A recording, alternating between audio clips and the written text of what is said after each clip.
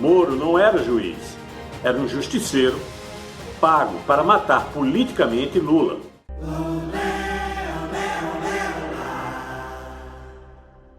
Em todos os processos, até o momento em que o presidente Lula foi julgado fora da chamada Lava Jato de Curitiba, ou as acusações foram sumariamente rejeitadas, ou ele foi absolvido e sequer o Ministério Público recorreu das sentenças absolutórias. Isso aconteceu pela 5ª vez esta semana. O TRF1 decidiu por unanimidade o trancamento da ação penal em que Lula era acusado de receber vantagem indevida do Odebrecht por meio de Taiguara Rodrigues e de palestras comprovadamente realizadas. Segundo o TRF1, o Ministério Público Federal fez uma acusação precária, sem qualquer suporte probatório mínimo e sem sequer especificar as condutas atribuídas a Lula. Onde o presidente Lula teve direito a um julgamento justo e imparcial, ele foi absolvido. A Lava Jato de Curitiba é que não deu esse desfecho, porque lá as condenações eram pré-definidas e tinham os objetivos que nós sempre dissemos, notadamente o de inviabilizar a candidatura, a atuação política do presidente Lula. 3 importantes decisões do ex-juiz Sérgio Moro já foram anuladas pela Justiça.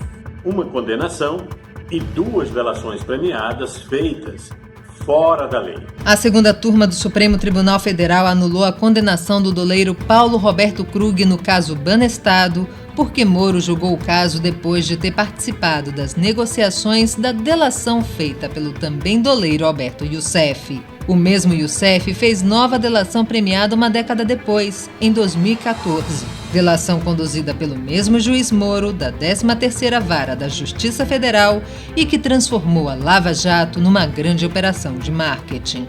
Senhor presidente, coisas muito estranhas aconteceram em Curitiba, naquela vara federal, que acabaram vindo a lume e foram amplamente divulgadas pela imprensa. Aqui, o que está em jogo é saber se o juiz atuou ou não com parcialidade.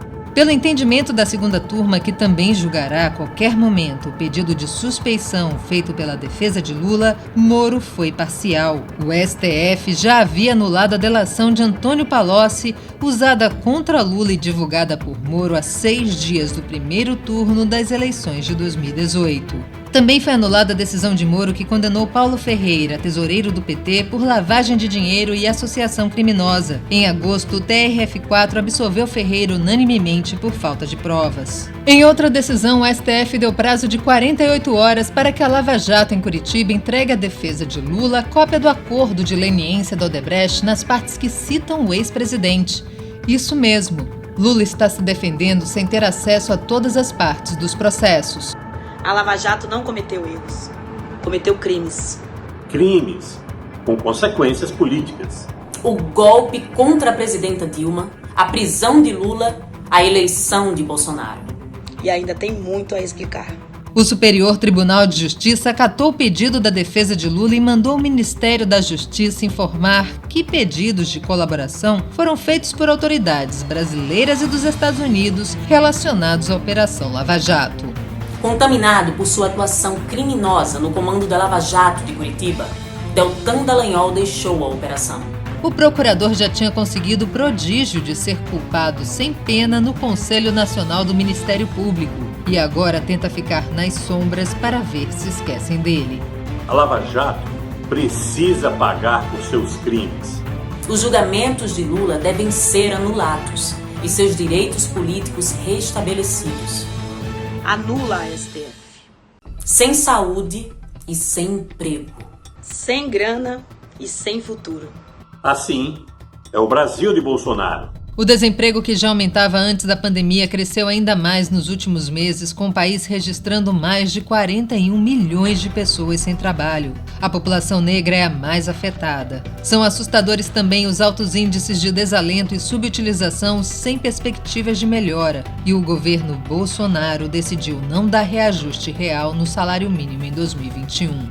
O plano de Bolsonaro e Paulo Guedes é criar uma massa de desempregados, baixar os salários e derrubar direitos trabalhistas. Dessa forma, os ricos e poderosos poderão contratar seu trabalho mais barato depois da pandemia. Por essa razão, Guedes e Bolsonaro primeiro foram contra o auxílio emergencial, depois queriam R$200. Em seguida, demoraram para implementar os 600 aprovados no Congresso graças à oposição. E agora trabalham para diminuir o valor para R$300 e prorrogar o auxílio pelo tempo mínimo possível. Mas trabalhadores e trabalhadoras, oposição e centrais sindicais já se mobilizam para o auxílio durar pelo menos até dezembro e no atual valor de R$600.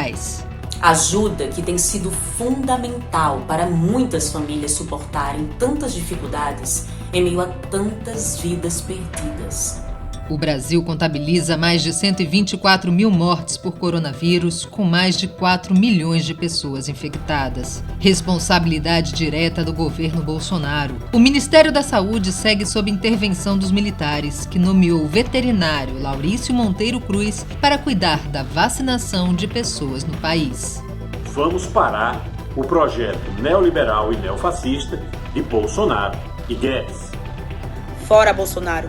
O 7 de setembro, Dia da Independência, na próxima segunda-feira, terá uma jornada nacional de mobilizações. As frentes Brasil Popular e Povo Sem Medo farão um ato cênico performático em Brasília às 10 horas na esplanada dos ministérios em defesa da vida, da democracia e dos direitos. As frentes também vão participar da 26ª edição do Grito dos Excluídos e das Excluídas. Haverá protestos nas redes e nas ruas para reforçar a mensagem Vida em Primeiro Lugar.